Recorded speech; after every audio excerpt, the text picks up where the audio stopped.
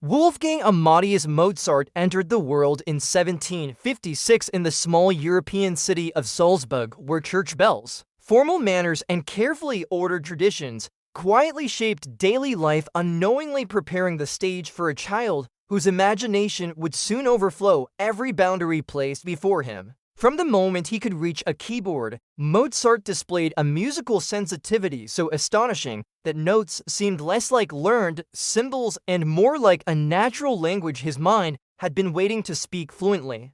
His father Leopold, a disciplined violinist and teacher, quickly recognized that Wolfgang's abilities were not ordinary talent, but something fragile and extraordinary that required careful guidance, constant practice, and relentless protection from a world not yet ready to understand such brilliance. While other children learned letters through repetition and patience, Mozart absorbed harmony, rhythm, and structure with playful ease, treating music not as a serious obligation, but as an exciting puzzle that invited endless exploration. The family soon traveled across Europe, carrying the small boy from royal courts to candlelit halls, where nobles watched in amazement as tiny hands danced across keys with confidence far beyond his size. Audiences smiled at the charming child performer, yet few understood that beneath the polite bows and powdered wigs lived a mind actively studying, remembering, and reshaping every sound it encountered.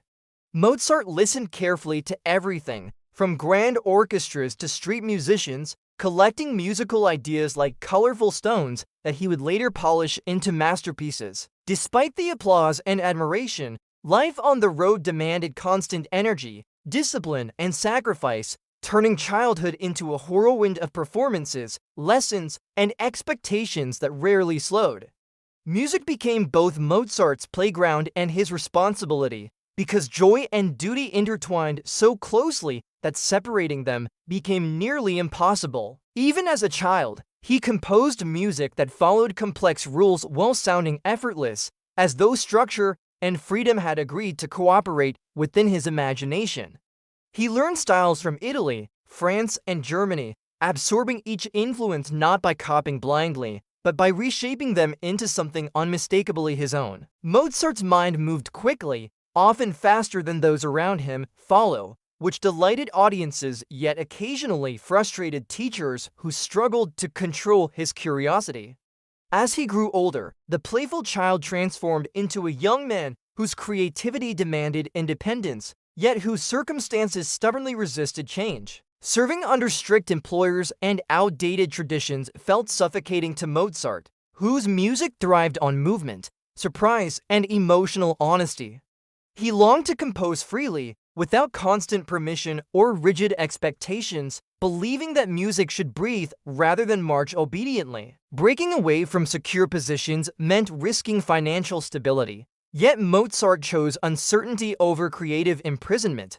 Life as a freelance composer offered freedom but delivered constant anxiety, as income depended on performances, commissions, and unpredictable public favor. Mozart worked tirelessly, composing symphonies, sonatas, chamber works, and operas with astonishing speed, driven by necessity as much as inspiration.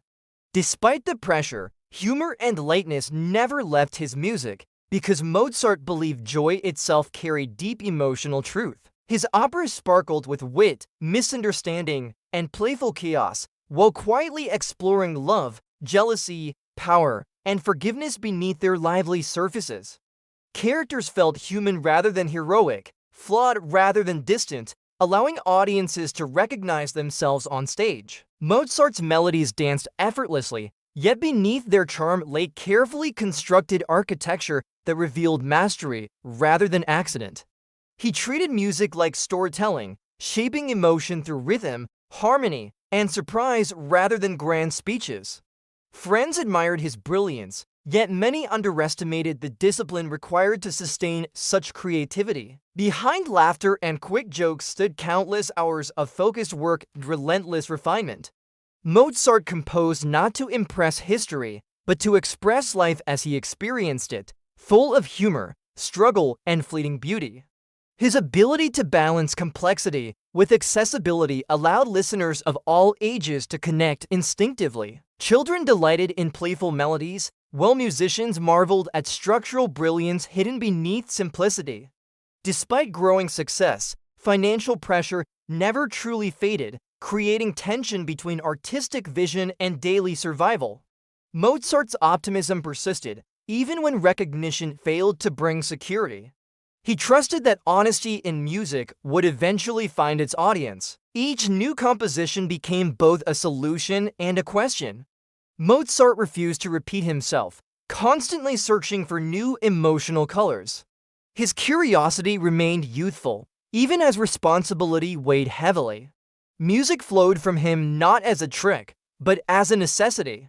Every piece carried movement, conversation, and emotional contrast.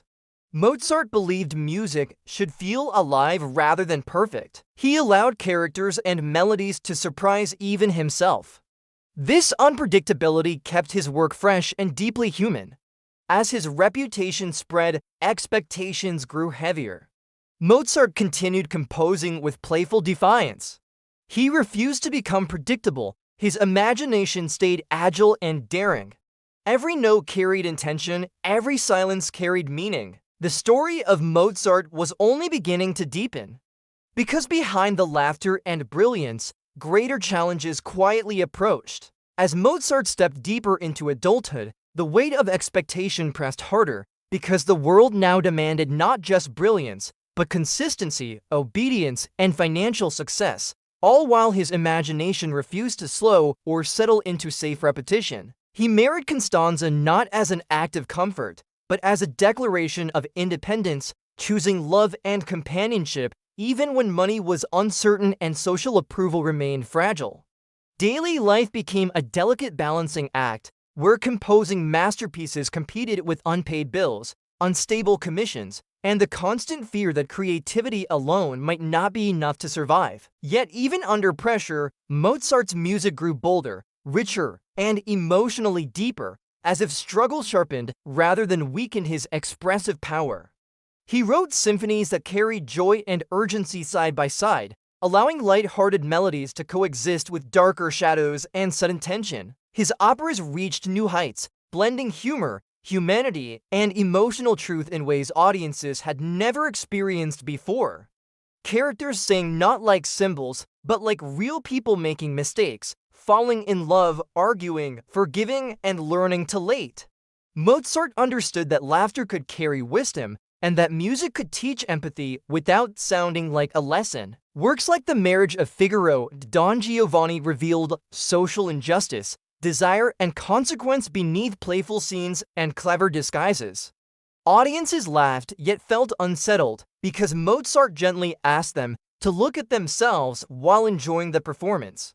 Despite artistic success, financial relief remained unreliable, creating constant emotional tension beneath public applause. Mozart composed faster, not recklessly, but with focused urgency, as though time itself had become an unpredictable rival. Late nights filled with ink-stained paper and restless thoughts became routine rather than exception. He worked knowing that inspiration alone could not protect him from exhaustion. Yet music continued to arrive, sometimes playful, sometimes solemn, always alive. As his health weakened, his creativity did not retreat, but intensified with striking emotional clarity. He composed sacred music filled with hope and humility, suggesting reflection rather than fear.